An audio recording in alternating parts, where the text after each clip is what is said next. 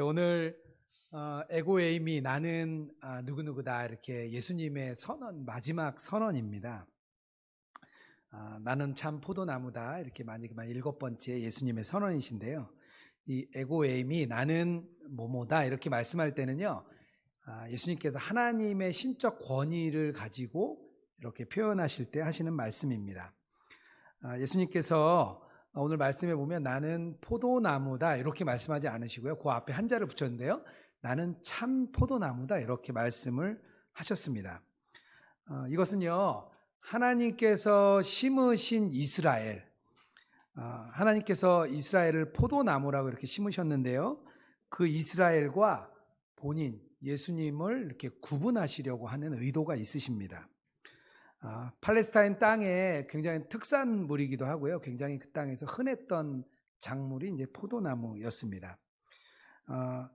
구약 시대로부터 이스라엘 백성을 하나님께서 포도나무다, 또 포도원이다 이렇게 종종 비유를 하셨습니다. 이사야 5장 2절에 보면요, 그들은 여호와의 포도원이다 이렇게 말씀하고 있고요. 예레미야 2장 21절에는요, 내가 너를 곧 귀한 포도나무로 심었거늘 이렇게 말씀하고 있습니다. 호세아서 10장 1절에도요, 이스라엘은 열매 맺는 무성한 포도나무다 이렇게 말을 하고 계십니다. 이렇게 포도나무는요, 이스라엘 백성을 상징했습니다. 뿐만 아니라 신구약 중간기 시대, 우리가 수요 예배 때 이렇게 했는데요, 마카비 시대에는 동전에다가 포도나무를 이렇게 그려 넣습니다. 그리고 이스라엘 그 성전, 예루살렘에 있는 성전 입구에도 포도나무를 이렇게 그려놨어요. 그러니까 본인들도, 이스라엘 자신들도요, 본인들이 포도나무라는 것을 잘 알고 있었습니다. 그런데 예수님이 참 포도나무야 이렇게 말을 하실 때는요, 동시에 이스라엘 백성 너희들은 가짜 포도나무고 불완전한 포도나무야 이렇게 말씀을 하는 것입니다. 단순히 신약 시대, 예수님 시대에만 그랬던 것이 아니고요, 구약 성경 내내 보면 이스라엘 백성은 뭔가 불완전한 포도나무였습니다.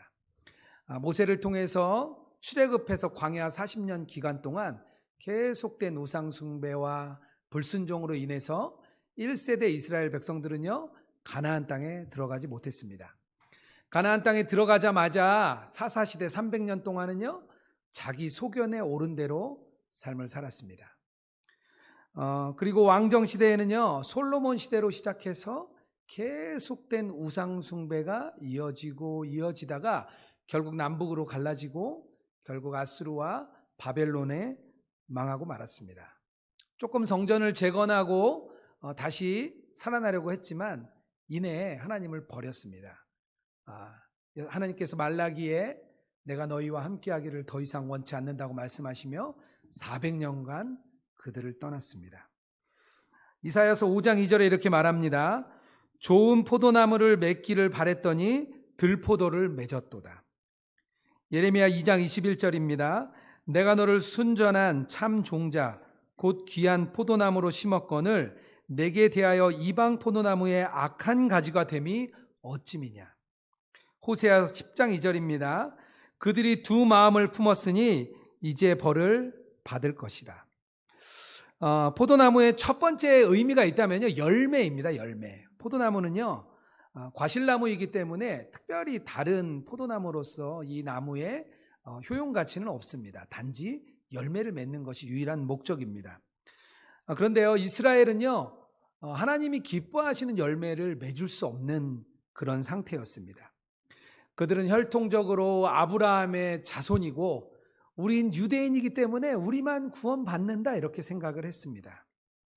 하지만 민족과 혈통으로 구원받는 것이 아니다, 성경은 계속해서 말씀해 주고 있습니다. 오늘 본문에 읽은 것처럼요, 이스라엘 백성이 포도나무로서 열매를 맺지 못한 것은요, 이 가지가 포도나무에 붙어있지 않았기 때문입니다. 오늘 4절 말씀인데요, 가지가 포도나무에 붙어있지 아니하면 스스로 열매를 맺을 수 없음 같이. 열매를 맺는 것은 오직 붙어있는 것, 그거 하나밖에 없습니다. 5절에 말합니다. 그가 내 안에 내가 그 안에 거하면 사람이 열매를 많이 맺나니. 우리가 이것을 통해서 우리 자신을 좀 점검해 볼 수 있을 것 같습니다. 우리가 예수님 안에 정말 붙어 있는 사람인지 아니면 그렇지 않은 사람인지 오늘 말씀을 보면 그 열매를 보면 알 수 있다고 말을 합니다. 저희가 미주 세미나에 이렇게 갔었는데요. 같이 식사 모임을 할 때 한 사모님이 물으셨습니다. 저희가 예수님 안에 우리 안에 계시다는 것, 예수님과 동행하면 삶이 변합니다. 이렇게 말씀을 드리고 그런 분들의 간증이 많다 이렇게 말씀드렸더니 그 사모님이 말씀하셨어요.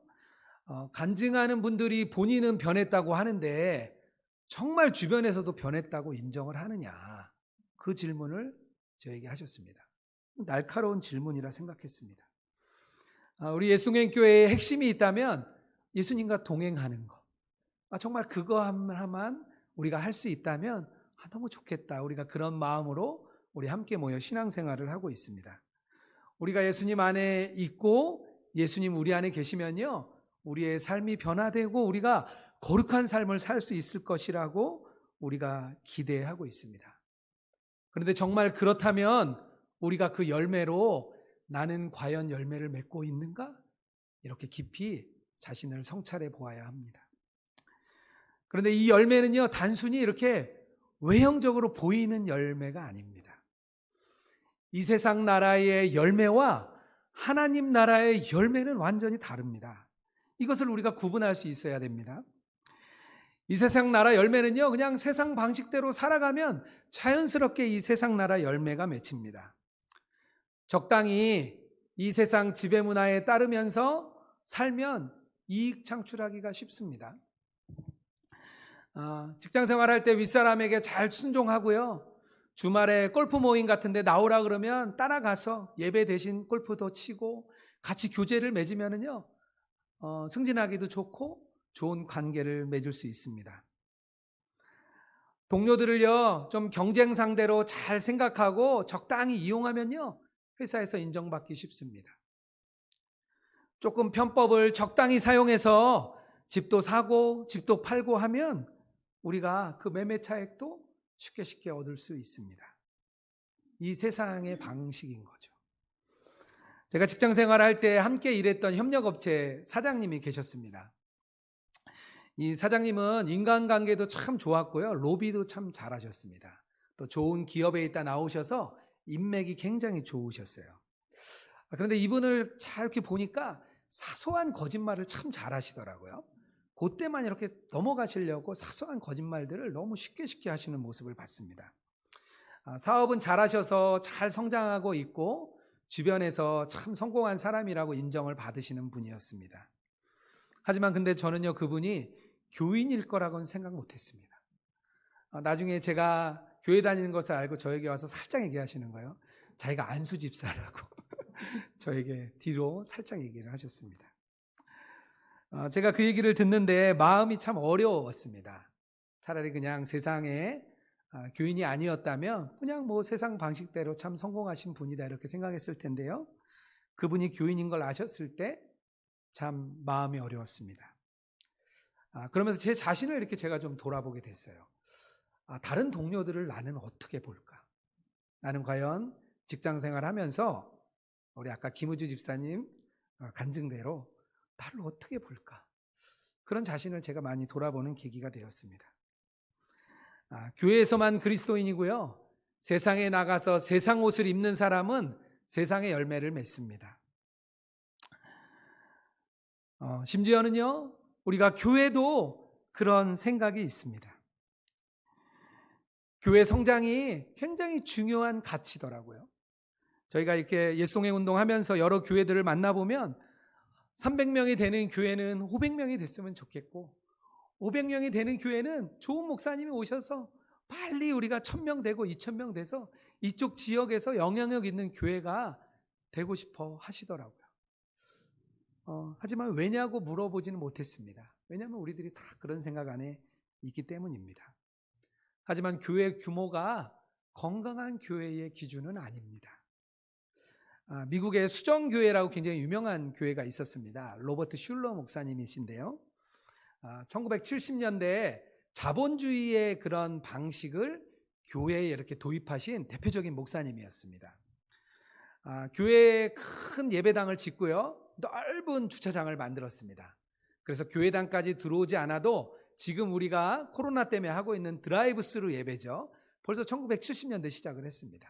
그 넓은 주차장 안에서 라디오 주파수를 틀고 그곳에 앉아 있으면 예배를 들을 수 있었습니다. 그리고 이 교회가 방송 설교를 굉장히 잘했는데요, 아예 나중에 방송국을 하나 만들었습니다. 그리고 이 목사님은요, 적극적인 사고, 긍정적인 사고, 조엘 오스틴이라는 분이 하고 있는 그것의 원조이신 분이었습니다. 복음의 메시지와 이 이야기를 잘 결합했기 때문에 굉장히 인기가 있었습니다. 그분이 2006년에 은퇴하면서 아들에게 교회를 물려줬습니다. 그런데 그 딸과 싸움이 일어나가지고요, 서로 담임자가 되기 위해서 싸움이 시작됐습니다. 이 가족들이 교회 운영과 또 방송국을 방만하게 운영하는 일 때문에 문제가 되었습니다. 나중에 보니까 수십억을 횡령하기도 했습니다.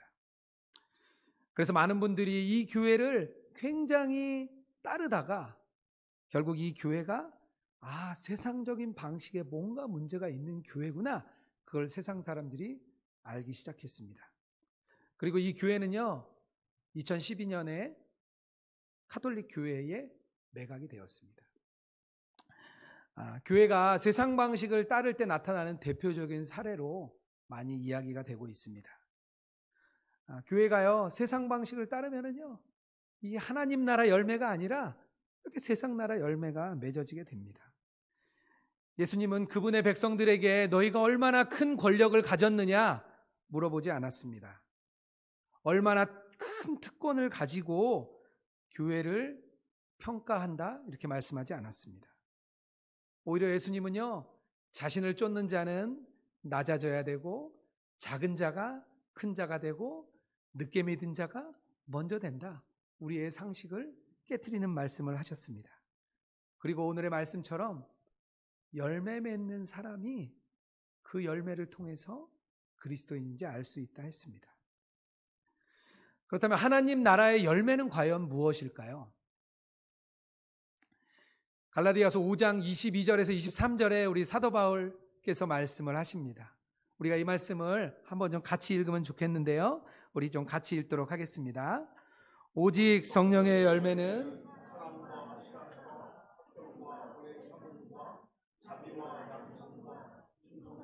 온유와 절제니 이 같은 것을 금지할 법이 없느니라. 아멘. 하나님 나라 열매, 곧 성령의 열매는요, 보이는 열매가 아니라 오늘의 말씀을 읽어보면 인격의 열매입니다. 예수님의 성품을요, 우리가 그대로 이렇게 물려받는 그런 열매가 성령의 열매입니다. 이것은요, 우리 개인의 노력과 열심으로 우리가 갖는 것이 아니고요, 내가 열심히 해서 뭔가를 소유하는 것이 아닙니다. 이것은요, 그저 예수님께 이렇게 붙어 있으면요, 자연스럽게 우리에게 오는 그런 열매입니다. 이런 열매가 맺혀지는 사람이 예수님과 동행하는 사람입니다. 예수님께서 내 안에 머무는 사람, 내가 너희 안에 머무는 사람, 그런 사람이 이런 열매를 맺는 거야, 이렇게 주님은 말씀하십니다. 이 열매를 맺으면은요, 다른 사람들이요, 이렇게 알 수가 있어요. 이거는 그저 눈에 보이지 않지만 보이는 열매입니다. 지난주에 제가 예전에 같이 찬양팀 같이 하고 했던 이렇게 친한 집사님이 계십니다. 요즘에 회사가 많이 어려워서 사업을 좀 접으셔야 된다는 이야기를 듣고 제가 좀 염려가 되어서 이렇게 전화를 좀 드렸습니다. 전화를 이렇게 들어보니까 거래처가 있는데 1년 이상 이렇게 대금을 받지 못해서 굉장히 어려운 상황이셨습니다. 제가 직장 생활할 때 저희 업체들이 부도나는 상황을 참 많이 맞이했어요. 그래서 그때 돈을 주고받는 일 경험이 참 많아서 그런 경험을 제가 좀 이렇게 나누어 주었습니다. 그래서 제가 빨리 내용 증명도 보내고 법적으로 준비할 시간을 좀 가지라고 제가 이렇게 얘기를 했습니다. 근데 이 집사님이 그 회사에 찾아가서 이제 만나는 중에 주님이 이렇게 마음을 주셨는데 기다리라는 마음을 주셨다는 거예요. 돈을 더 받기 위해 노력하기보다는 그 회사도 어려우니까 좀 기다려주라는 마음을 주셨다는 거예요. 제가 그 얘기를 듣고 너무 좀 답답했어요. 기다려줄 수 있는데 벌써 1년 이상 못 받았는데 얼마나 더 기다리냐. 제가 좀 답답해서 계속 얘기를 드렸습니다. 근데 이렇게 한참 얘기를 나누는데요. 고난 중에 참 은혜가 있으시더라고요. 고난 중에 은혜가 좀 있어서 하나님께서 은혜를 주셔서 이 어려운 시기를 잘 이렇게 견뎌나가고 있다는 거예요. 그래서 좀 더 기다릴 수 있다고 이렇게 얘기를 하셨습니다. 그래서 알았다 하고 이제 전화를 좀 끊었어요. 근데 전화를 끊고 가만히 생각해 보니까 뭔가 바뀐 것 같은 거예요, 위치가. 저는 그분에게 막 세상적인 방식을 막 설명했고요.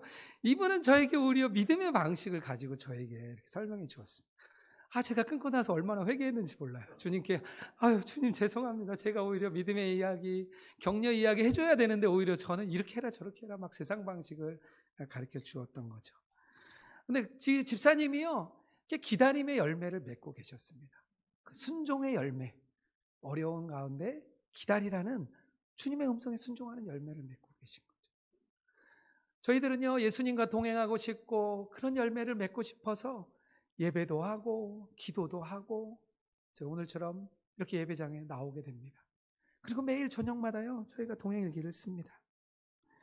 그런데 우리가 이 일기를 쓰면서 정직하게 반응하지 않으면요, 잘못하면 우리가 거짓 자아를 우리가 만들어낼 수 있습니다. 일기 속에는 아주 그럴듯한 그리스도인이 되어 있는데요, 실상은 그렇지 않은 것이죠. 동행일기 속에 자신과 이 세상 속에 나는 너무 다른 사람일 수 있습니다. 이럴 때 자기 자신을요, 잘 점검해 보아야 됩니다. 나에게 그런 열매가 맺혀지고 있는지 스스로를 잘 점검해 보아야 합니다. 하지만 어떤 상황에도 우리가 놓치지 말아야 될 것이 하나 있는데요, 참 포도나무인 예수님께 붙어 있어야 되는 거예요. 쓰러져도 붙어 있어야 되고요, 넘어져도 붙어 있어야 되고요, 때로는 죄 속에 허덕이는 것 같아도 예수님께 붙어 있어야 됩니다. 그러면 예수님께서요, 우리에게 생기를 주고 열매를 맺게 하는 예수님의 그 영이 쑥하고 우리 안에 들어오게 됩니다.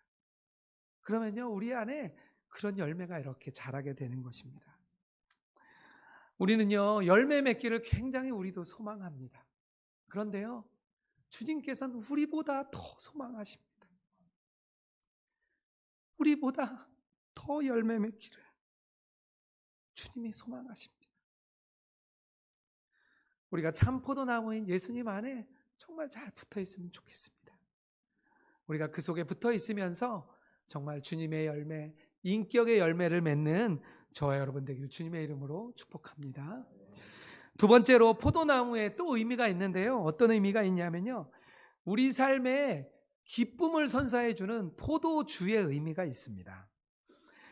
그리스 사람들은요, 이 포도주를 굉장히 특별하게 생각했습니다. 그리스 신화에 나오는 디오니소스라는 사람이 있는데요, 그 디오니소스라는 그 신은요, 축제의 신입니다. 축제. 그래서 이 포도주를 그리스 사람들은요, 디오니소스의 피라고 이야기했습니다. 그들에게 포도주는요, 생명의 영약이다 이렇게 이야기했고요, 불로 장생하는 음료라고도 이야기를 했습니다. 이슬람권에서도요, 이슬람교도 이 포도주를 굉장히 신성하게 여깁니다. 그래서 이것을 신의 사랑이 담긴 음료다, 그리고 영적으로 굉장히 깊은 의미를 갖고 있다, 그들도 동일하게 포도주를 그렇게 생각합니다. 예수님 자신도요, 자신의 첫 번째 이적이요, 우리 가나의 혼인잔치에서 물을 포도주로 만드는 일을 예수님도 처음으로 자신의 이적으로 행하셨습니다. 우리의 삶이요, 밋밋했던 물에서 예수님을 만나면은요, 예수님이 기뻐하시는 그런 포도주로 변하는 것을 우리는 이것을 통해서 비유로 알 수 있습니다. 초대 교부인 암브로시우스는요, 이 포도주를 하나님이 주시는 열망이라고 이야기를 했습니다. 이걸 마시면 왜 우리가 몸이 뜨거워지고 알코올 성분으로 얼굴도 달아오르고 막 그러잖아요. 그래서 이것을 하나님이 주시는 열망이라고 이렇게 표현을 했습니다. 하나님께서는요, 포도나무의 열매인 이 포도주를 통해서 우리에게 기쁨을 주시는 것을 이렇게 표현해 주고 있습니다. 포도주를 보면요, 뭐가 생각나면 되냐면요, 기쁨이 생각나면 됩니다. 기쁨의 성경적인 의미를 제가 이렇게 좀 찾아보니까요, 이런 의미가 있더라고요. 마태복음에 동방밥사들이 별을 보고 이렇게 따라옵니다. 큰 별에 정말 메시아가 나타난다는 이야기를 듣고요, 그들이 그 별을 보고 따라와서 마태복음 2장 10절에 이렇게 말합니다. 매우 크게 기뻐하고 기뻐했다, 이렇게 말을 합니다. 세례 요한은요, 예수님이 오시는 것을 보고요, 신랑이 우리에게 찾아오는 신랑의 음성을 듣고 크게 기뻐한다, 이렇게 또 세례 요한도 말을 했습니다. 더 나아가서 사도 바울은요, 빌립보 교인들에 편하는 편지에서 기뻐하고 기뻐하라, 이렇게 말씀을 하고 있습니다. 그래서 기쁨이라는 것은요, 우리가 갈망하는 어떤 것, 우리가 열망하는 어떤 것을 이렇게 우리가 딱 받았을 때 얻는 그런 상태를 말합니다. 결국 우리가 주님과 동행하고 싶고 주님과 함께하고 싶은 것을 우리가 다 경험하면요, 우리에게 오는 기쁨이 그래서 우리에게 있는 것입니다. 더 중요한 게 하나 있는데요, 이 기쁨이 바로 하나님의 성품입니다. 누가복음 15장에 보면요, 세 가지의 비유가 나옵니다. 처음에는 잃어버린 양을 찾는 목자의 기쁨, 잃어버린 동전을 찾는 또 그 주인의 기쁨, 마지막에는 잃어버린 아들을 찾는 아버지의 기쁨이 나옵니다. 타락한 창조 세계가 하나님으로부터 멀어졌는데 하나님과 이렇게 관계가 연결이 되고 이렇게 올바른 관계가 맺어질 때 하나님이 기뻐하신다는 것을 이 예화를 통해서 우리에게 알려주는 것입니다.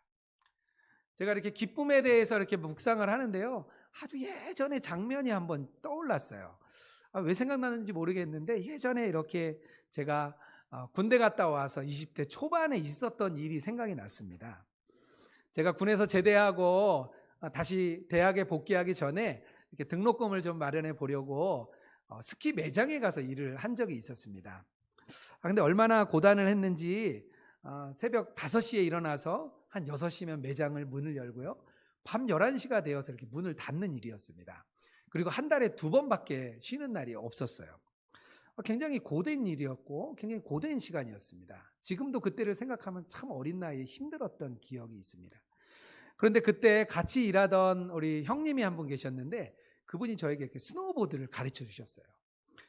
그런데 그때는 뭐 그런 보드를 타는 사람이 잘 없던 때라 제게 굉장히 특별한 일이었습니다. 얼마나 그게 기뻤는지 밤에 자다가 일어나도 그게 막 생각이 나는 거예요. 한 번은 제 친구하고 같이 자던 친구랑 2시 새벽에 일어났는데 한 2시쯤 됐던 것 같아요. 눈이 맞았는데 우리가 보드를 들고 밤에 슬로프를 걸어 올라갔습니다. 그래서 타고 내려왔어요. 그 장면이 제가 딱 생각이 나는 거예요. 가만 생각하니까 그때 제가 되게 기뻤어요. 그러니까 믿음으로 기뻤던 건 하나도 없었는데 그냥 그걸 하는 일이 굉장히 되게 기뻤습니다.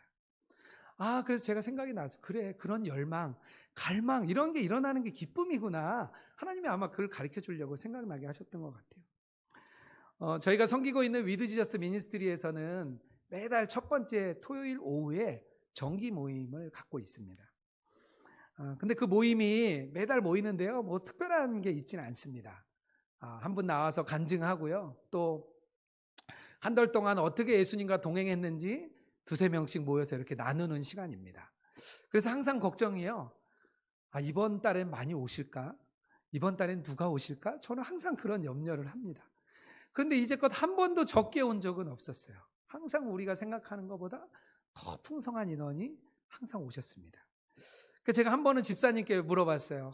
빠지지 않고 오는 집사님이 계셔서 집사님 토요일 오후에 참 바쁜 일도 많으실 텐데 어떻게 이렇게 빠지지 않고 오세요? 이렇게 물었더니 그 집사님이 그러시는 거예요. 오면 즐거워요. 그 한마디를 저에게 해주셨습니다. 그냥 주님이 주시는 기쁨이 있다는 것을 제가 알았습니다. 어거스틴이 고백록에서 이렇게 말을 합니다. 참된 기쁨과 행복은 오직 주님으로만 발견할 수 있다고 말을 합니다. 너무나 좋은 문장이어서 제가 한번 좀 읽어보려고 그럽니다. 여기 PPT에도 띄워드릴 텐데 제가 좀 읽어볼게요. 오 주님, 제가 무슨 기쁨을 느끼든지 그것이 나를 진정 행복하게 해줄 것으로 생각하지 말게 하소서. 당신을 사랑하지 않는 이들에게 주어지지 않고 오직 당신을 위해 당신을 사랑하는 이들에게만 주어지는 기쁨이 있기 때문입니다. 당신 자신이 그들의 기쁨입니다. 행복은 곧 당신 안에서 당신을 위하여 그리고 당신 때문에 기뻐하는 것입니다. 이것이 참 행복이고 이 밖에 다른 행복은 없습니다. 또 다른 종류의 행복이 있다고 생각하는 이들은 다른 곳에서 찾지만 그것은 참 기쁨이 아닙니다. 이렇게 오거스틴이 주님 자체가 기쁨이라고 이렇게 말해주고 있습니다. 심지어 사도 바울은요, 고난 중에도 기뻐하라고 이렇게 말을 합니다. 데살로니가 전서 1장 6절에서 7절인데요, 이렇게 말을 하고 있습니다. 또 너희는 많은 환난 가운데 성령의 기쁨으로 말미암아 말씀을 받아 우리와 주를 본받는 자가 되었으니 그러므로 너희가 마게도니아와 아가야에 있는 모든 자의 본이 되었느니라, 이렇게 말을 하고 있습니다. 박해와 환난 가운데 기뻐한다는 것은요, 그저 고난이나 고통의 실제를 부인하는 것은 아닙니다. 고통과 고난은요, 자칫하면 우리 믿음도 이렇게 무너뜨릴 만큼 거대합니다. 그러나 고난과 고통이 끝이 아니기 때문에 우리가 기뻐할 수 있다고 사도 바울은 말을 합니다. 마치 해산하는 산모가 너무나 고통스럽지만 조금 뒤에 아이를 출산하고 나면 그 기쁨으로 바뀌어서 그것을 빼앗길 수 없다는 걸 아는 것과 같습니다. 예수님 안에 있는 사람이요, 누릴 수 있는 것은요, 포도주와 같은 기쁨입니다. 주님은요, 우리에게 주고 싶은 것이 그 기쁨입니다. 요한복음에 예수님은 우리에게 그 기쁨을 주시기 위해서 심지어 십자가도 지셨다고 말을 합니다. 예수님이 직접 우리의 포도주가 되셔서 그 구원의 십자가, 우리에게 구원의 기쁨을 주시고자 자신을 희생하신 것입니다.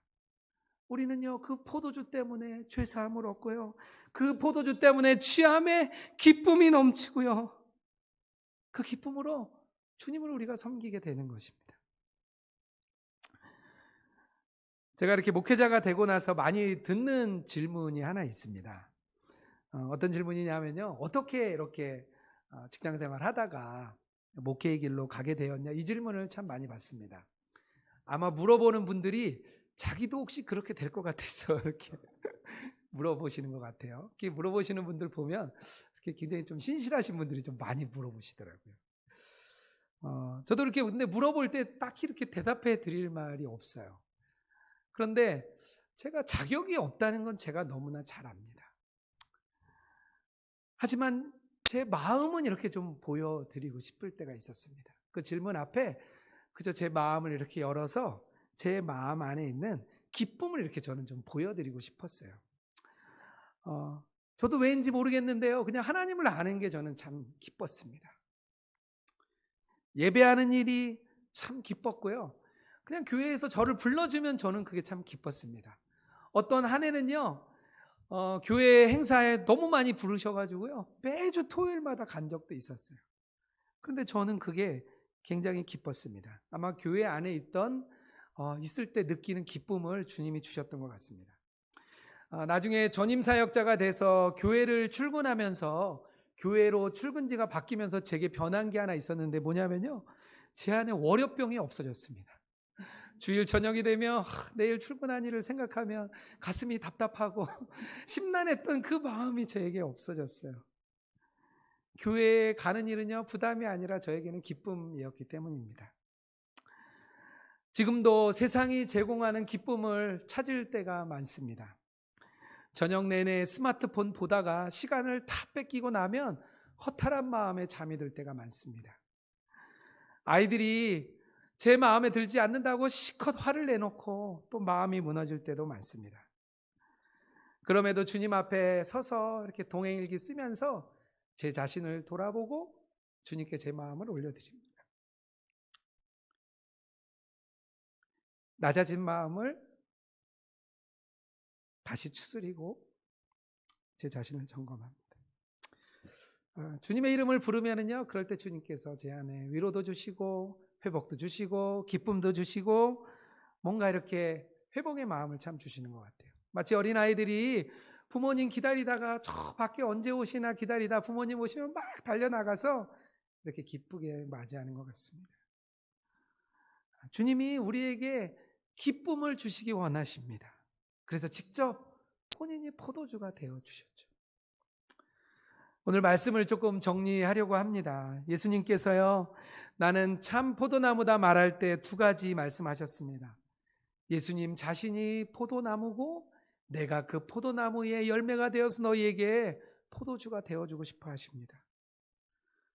포도나무에 붙어 있어야 우리가 열매를 맺을 수 있습니다. 우리가 그 열매를 통해서 자신을 점검해 보기 바랍니다. 또 예수님께서요, 우리에게 언약의 피, 그 십자가의 피를 통해서 우리에게 그 피를 보내주셨습니다. 포도주에 비유하면서 이 피는 언약의 피니 이것을 너희들이 마시고 기뻐하라, 주님 말씀하십니다. 우리가 예수님 안에 있고요, 예수님 우리 안에 계시면 우리가 열매를 맺고 기쁨으로 주님을 맞이할 것을 믿습니다. 그런 저와 여러분 되길 주님의 이름으로 축복합니다.